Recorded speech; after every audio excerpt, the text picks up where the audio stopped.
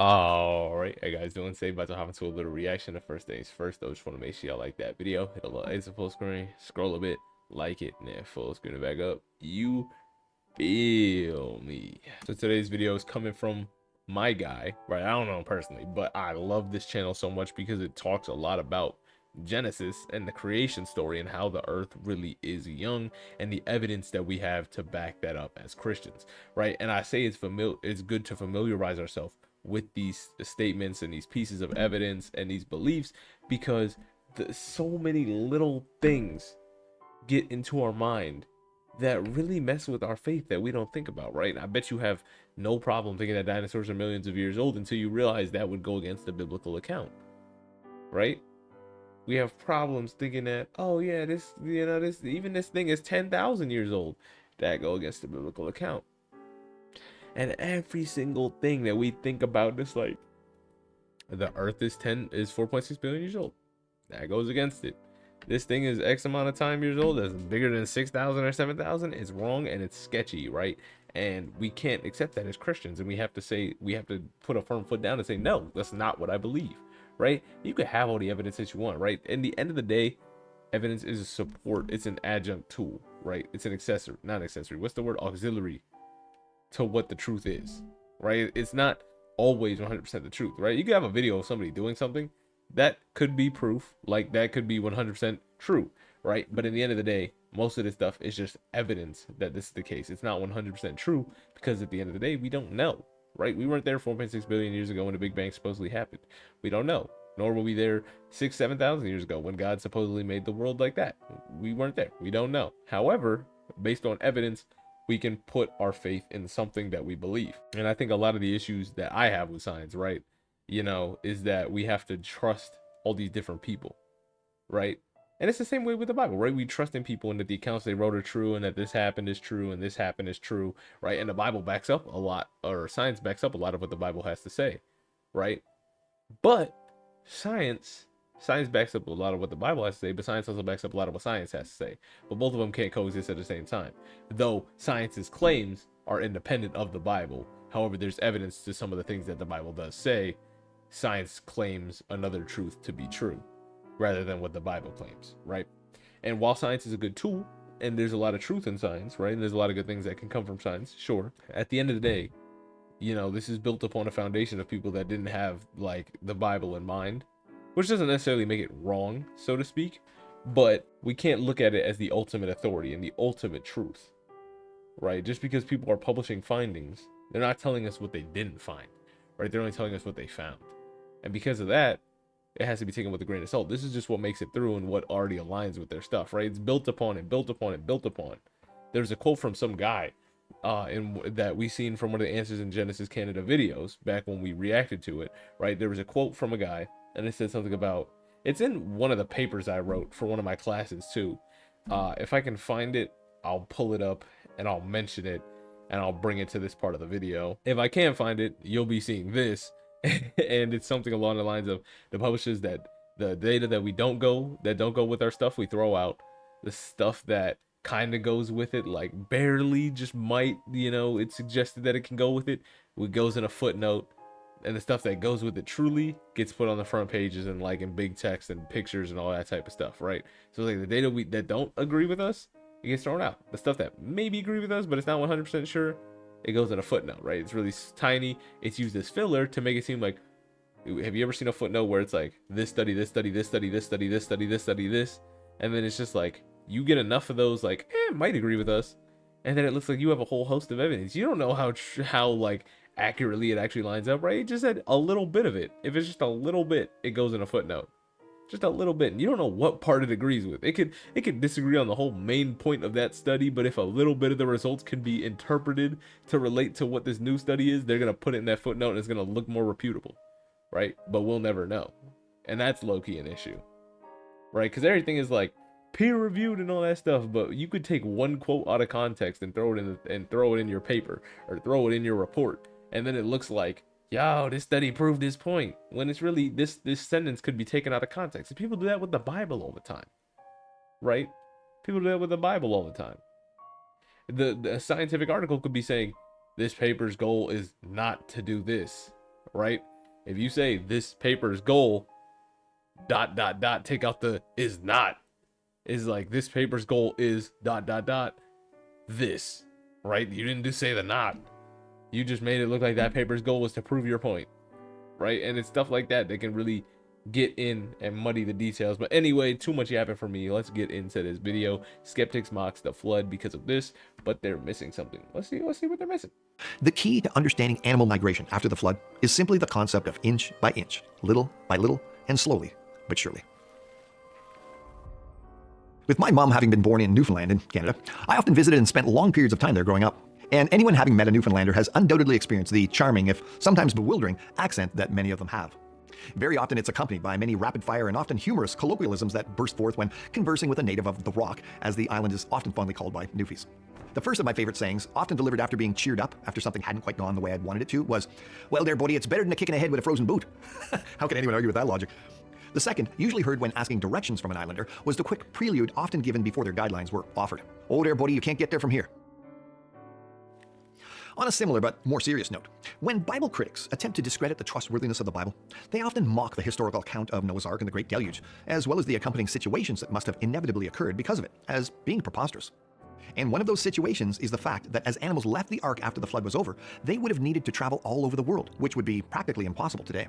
Are we biblical creationists really saying that kangaroos on the mountains of Ararat somehow hopped all the way to Canberra in Australia? Are we somehow inferring that the koalas also accompanied them, or that other endemic species such as the ring-tailed lemurs leapt their way to Madagascar? Did they climb over hill and dale, swim the seven seas, and navigate nature to places only they could be nurtured? The skeptic, like my Newfie neighbors, would claim they couldn't get there from here. We know God's word is true, and it's his testament to mankind. And the book of Genesis reveals the instructions God gave Noah regarding exiting the ark after the floodwaters subsided and dried off from the face of the ground after the ark had landed. God asked Noah to get his family and every living creature out of the ark, birds and animals and every creeping thing that creeps on the earth, that they may swarm on the earth and be fruitful and multiply on the earth. Genesis 8:17. And every beast, every creeping thing, and every bird, everything that moves on the earth, went out by families from the ark. Genesis 8, verse 19. Now, after that, there aren't many details on how these animals migrated. However, the biblical and other historical evidence we have, along with much scientific research that's been done by both secular scientists and biblical creationists, point to two main mechanisms for animal dispersion after the ark landed. One would be post-flood environmental conditions, and two would be human behavior. First of all, while it's true that major bodies of water separate continents from one another today, even secular scientists agree that at one time the oceans were much lower in the past, during the height of the Ice Age. Of course, some evolutionists believe in many ice ages, while creationists typically believe in one that was triggered after the flood. Because of the extensiveness of the glacial ice sheets on the Earth at that time, there must have been a massive amount of water removed from Earth's oceans through precipitation to provide for it, which would have lowered sea levels dramatically. A simple Google image search with a mix of keywords like extent of the ice age, world map, and ocean levels will reveal several depictions of the continents of the world as it is now, with an additional extended outline beyond where those continents are today that depict how far they believe the continents would extend above water due to the lowered sea level at the time of the Ice Age. So the animals that populated the Earth far away from the mountainous region of Ararat where Noah's Ark landed some 4,500 years ago would have eventually been able to travel across land bridges for the most part. But how exactly they moved through continents or why certain wild animals live in specific regions of the Earth remains a puzzling mystery. Even considering the truth that the continents were connected at some time in the past, skeptics often mock the idea of creatures traveling such vast distances. However, we're talking hundreds of years of time and many generations of creatures, representing millions of offspring doing the trek incrementally, not all at once during a brief sprint. And surprisingly to many, even small, clumsier, like compared to a gazelle for example, animals are quite capable of spreading on their own and covering incredibly long distances. For example, when cane toads, not the spryest of God's creatures, were introduced by humans into Australia to tackle pests, it only took 10 years for their population to spread a distance of 2,000 kilometers. These toads have populated great regions of the continent, from an initial population of 102 to an estimated 200 million today. Unfortunately, they've become pests themselves, as the toads are poisonous to most Australian carnivorous wildlife that try to eat them. Alarmingly, to many Aussies, their current rate of spread is from 5 to 50 kilometers per year. But a toad's got to do what a toad's got to do. And as a famous green Muppet once said, "Not fit for an amphibian." What needs to be considered is that after the flood, there would have been no problem for successive population waves of animals moving into empty ecological niches in all directions. And modern recolonization studies can also attest to how rapidly animals can migrate to even geographically isolated locations or places recently devastated by catastrophes, like Surtsey Island off the coast of Iceland, or the island of Krakatoa in the tropical Pacific. Look at how Britannica.com describes the rapidity of animal recolonization at both locations in just a short period. 6 months after the eruption of a volcano on the island of Surtsey off the coast of Iceland in 1963, the island had been colonized by a few bacteria, moles, insects, and birds. Within about a year of the eruption of a volcano on the island of Krakatoa in the tropical Pacific of 1883, a few grass species, insects, and vertebrates had taken hold. On both Surtsey and Krakatoa, only a few decades had elapsed before hundreds of species reached the islands. Not all species are able to take hold and become permanently established, but eventually the island communities stabilized into a dynamic equilibrium. It should be noted that by any geological standard, Surtsey is a brand new land feature on our planet. National Geographic described it this way. On November 14, 1963, an Icelandic fisherman noticed a plume of smoke rising from the open water. Within a day, Surtsey, a new volcanic island, had formed off the southern coast of Iceland. By 1965, plant life had colonized the relatively flat southern portion of the island, which is also visited by migratory birds and seals. 52 plant species have been recorded, and the number rises each year. The fact is that many creatures have amazing abilities that allow them to travel around the world. Ballooning spiders, for example, can sense Earth's electromagnetic field and use their webs to fly using electrostatic propulsion. Spiders have been found 2.5 miles up in the air and 1,000 miles out to sea, so they can relocate to far distant lands easily. They're like the superheroes of the bug world. But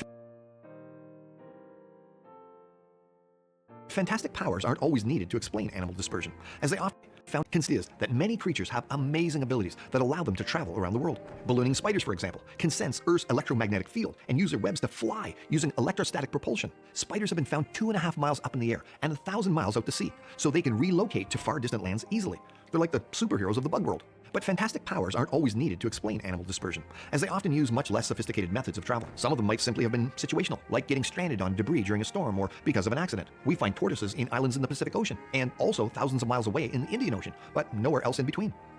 These are called split ranges, and the after effects of a global flood render important clues to explain this. Massive floating vegetation mats made of trees and other plants ripped up during the global flood would have been plentiful for years after the floodwaters subsided. And these could have served as rafts to transport animals in circular patterns around the world's oceans before the animals ever landed on a continent or an island. So land tortoises might have reached islands that are far apart this way. These log mats aren't that uncommon after a major catastrophe, and an example of massive amounts of floating logs and wood debris can be seen to this day on Spirit Lake, near Mount St. Helens in Washington, in the USA, brought about by the devastating volcanic eruption of 1980. 40 years later, hundreds of thousands of logs from Douglas fir trees are still floating on the lake. Mats of bigger proportions, snarled and entwined together with other debris, could have floated a lot longer on the water after Noah's flood, allowing the transportation of animals on them. One likelihood is that people traveled with animals as they spread throughout the world. Modern examples include the introduction of goats, sheep, rabbits, and cows in Australia by settlers from Europe in the 1800s. Previous to that, European migrants traveled with domestic animals like chickens, pigs, and cattle to North America, and inadvertently also brought pests like European species of rats with them. However, regardless of the travel opportunities afforded to the majority of creatures that disembarked from Noah's Great Zoo, skeptics still try to marginalize the account by pointing to creatures like the platypus as an example of a creature that's far too small and fragile to have taken the trip of thousands of miles through the merciless deserts between northern Australia and Tasmania in the south. However, even ignoring a more circuitous route, as I mentioned, on vegetation mats, platypus could have easily migrated through Australia when it was lush and green, as there's evidence accepted by everyone who's examined the facts that Australia's inland once had a thriving rainforest that has since dried up. And this fits well with a saturated world drying out for a long time after the flood and subsequent climate changes since then. For most people, it should be obvious that no individual porcupine, pig, penguin, or platypus would have had to make the entire trip to their current locations around the world. For example, rabbits, not native to the Australian mainland before introduced in 1859, spread across it completely in only a few short decades. If they could do this in less than a person's lifetime, it's evident that one of them need not have taken a giant leap. Rather, every individual likely took a small step for rabbitkind's occupation of Australia, and each generation simply moved a little distance further than its parents had. It's true that no one animal could ever get there from here, but given hundreds of years of time and millions of individual offspring, it's more than reasonable to believe they did it all together. The explanation of the evidence makes better sense if a scientist's starting point is the historical, biblical account, and they can then use the advances we have in science to answer questions pertaining to how animal distribution took place after the flood. However, in the big picture sense, regardless of any particular challenges and need for more research into specific examples, the key to understanding animal migration after the flood is simply the concept of inch by inch, little by little, and slowly but surely. So while the other guy whose channel we watched, Holy Kool-Aid, right, while his channel was focused on evidence like, oh, this thing is X years old and this thing is X years old, right? I'm not disclaiming any of that evidence. I'm not like trying to belittle it in any sense, but I will say, right, if we're just going off, we're taking evidence from one side and not comparing it to the other side's evidence, we could say, off of watching this video, oh, evolution, or not evolution, the flood could have happened because we see these animal migration patterns and all that type of stuff. It's possible, right? Doesn't mean it's 100% true and this is exactly how it happened, right? But it's possible. And we see that God is all powerful and all knowing. He knows how to do what he needs to do to get his plans accomplished, right? He said, I'm trying to kill everybody. How can I do that? A global flood, right? He said to do it. He told, what's it called? Lot and his wife not to look back, and his wife looked back, and guess what he seen? She turned to a pillar of salt. Who would think to do that? Who would think to turn somebody into a pillar of salt, right? That's crazy. But at the same time, it's just a testament of what is possible for God. Anything, right? And it's faith, right? People in the comments are gonna be like, why it's called faith? Because there's no exact proof. And it's like, sure, you can say that, but that's why it's called faith, right? God had to leave a little bit of room to allow us the free will to choose whether or not we're gonna put our faith in what he said, right? With Jesus, it's pretty cut and dry that he's a historical figure, right? Now, whether you want to believe the miracles associated with his name, you know, that's up in the air. Science, they'll tell you he's an historical figure. The faith comes in where, do you want to believe he rose from the dead? The faith comes in of, he believed in the historicity of the flood and the creation story and all that type of stuff. In fact, he was the one who carried out the creation story, right? God spoke, and Jesus is the word of God, right? The faith comes, do we want to believe that this is what he actually did? Right? They wouldn't have known that at his time, but we know now that it was Jesus that carried these things out and holds everything together. We see in Hebrews and all that, right? Do we want to believe that? That's where the faith comes in. We can have faith that he lived, right? You can believe that in the fact that he lived, but do you believe in what he did while he lived? That's where the stuff comes in, and it's evidence like this that goes to strengthen my faith. Because before this, right before this channel, it was just everything that science was saying going against us, going against what we believe in terms of like, oh, the earth is 6,000 years old. Yes, Jesus believed in this, so I believe in it, right? It was just a faith exercise. Now it's like there's actual evidence coming out. Now, granted, I don't think any of this evidence is swooning anybody to believe in it, but I think it's giving a lot of strength to Christians who already choose to believe in that story, and it's creating great evidence for how this stuff could have happened, right? And I'll never say that it's definitive 100% proven that Noah's flood did happen, right? But I'd say that there is a lot of evidence to suggest that it happened. And even if you don't want to believe that it happened, you have to admit that there is some evidence to prove that it is possible to have happened, right? Right. And if you don't, then like, I mean, you know, we could just be scientifically unintegrous, but what's the point of that? You know what I'm saying? Why not admit to the other side, right? Why not hold your integrity, hold the value in what's being said and saying, yes, I can agree that based on these types of studies that have been done, it would have been possible for animals to migrate. If you want everything else associated with the flood, and when I mean everything, I mean this dude literally has a whole series on his channel. I don't know if he has a playlist, right? But he definitely, I don't know, he does. We got a 10 video series of Genesis account of Noah's Ark season 1, Genesis account of Noah's Ark season 2, 7 videos, evolution over time, analyzing animals, Noah's Ark and the global flood, another 20-minute playlist, another 17 video playlist. Oh, that one's just a culmination of the 10 and 7-minute one. But you know what I'm saying? It's there if you want to understand the other sides, which as a scientist you have to do, right? The scientific method goes to show like you can be proven wrong.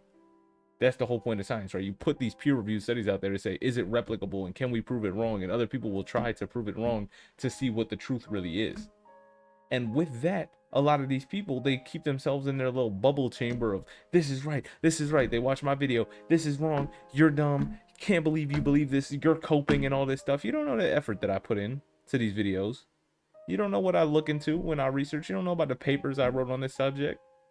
Right, I will say the guy's video that I watched, Holy Kool-Aid, he brought up a lot of points that I wasn't familiar with, therefore I couldn't respond with much.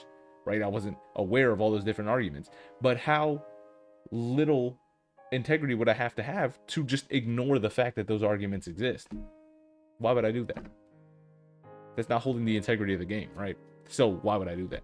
You need to be aware of the other side's arguments so you can better combat them, right? When you're in a debate, you have to know what the other side is going to say so you can properly respond. When you're in an actual fight like boxing, you have to know the opponent's signature moves and how they're going to move. When you're playing chess, you have to know all the openings and know all the possible strategies so you can best make a move to defend it before it happens while still attacking, right? And I'm just the one documenting myself learning. And how are you gonna? It's like those people that go to the gym and they hate on the fat people in the gym. They're in the gym. You're not gonna laugh at the cancer kid being in the hospital. Haha, look at you, you're sick in the hospital. Where else would I be? Just like if I'm fat in the gym, where else would I be? Just like I'm learning about the other side's argument, where else would I be? But they don't want to hear that. It's cool living in a little bubble chamber, but you don't gain any exposure, right? Living in a bubble chamber, look what happened when colonization happened, colonialism.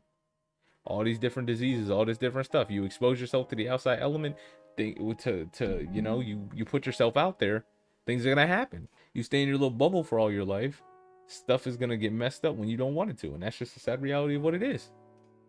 But we have to make ourselves uncomfortable and take this in for the integrity of science or knowledge as a whole. Wisdom, even. Like we're going through Proverbs right now. Go check out my other videos. Read your Bible. Have your faith in Jesus Christ. He's coming back soon. You don't not want to be there. I'll see y'all. All right, that's going to be the end of the chapter. I hope you guys have yourself a fantastic rest of your day. Peace.